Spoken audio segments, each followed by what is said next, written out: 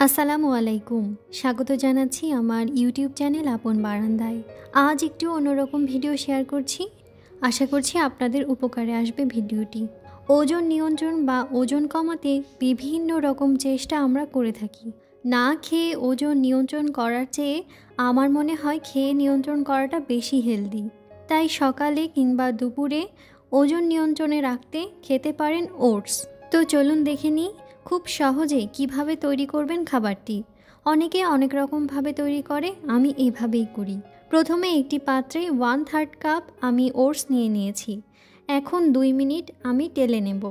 এতে করে খুব সুন্দর একটা স্মেল আসবে এবং খেতেও বেশ ভালো লাগবে। এই ফাঁকে চলুন জেনে আসি ওটসে আসলে কি থাকে, কেনই বা ওটস খাবেন। ব্রেকফাস্ট অথবা লাঞ্চেও খেতে পারেন ওটস। এটা চটজলদি পেট ভরাতে পারে। ওটস হচ্ছে গ্লুটেন ফ্রি। এতে অনেকগুলো ভিটামিন থাকে, খনিজ, ফাইবার, অ্যান্টিঅক্সিডেন্ট প্রচুর পরিমাণে থাকে। শুধু তাই না, প্রোটিনের উৎস বলা হয় ওটসকে। প্রতিদিন ওটস খেলে রক্তচাপ, কোলেস্টেরলের সমস্যাও দূর হয়। হৃদরোগের ঝুঁকি কমাতেও ওটস খাওয়া যায়।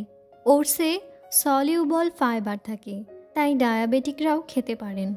অনেকক্ষণ পেট ভরিয়ে রাখতে সাহায্য করে। তাই যারা ওজন নিয়ন্ত্রণে রাখতে চান তারা নিজেদের ডায়েটে ওটস রাখতে পারেন। বড় থেকে ছোট সবাই এটা খেতে পারে। বিভিন্ন ধরনের ওটস হয়, যে কোনো খাবারের দোকান বা সুপার শপেও পেয়ে যাবেন এই ওটস।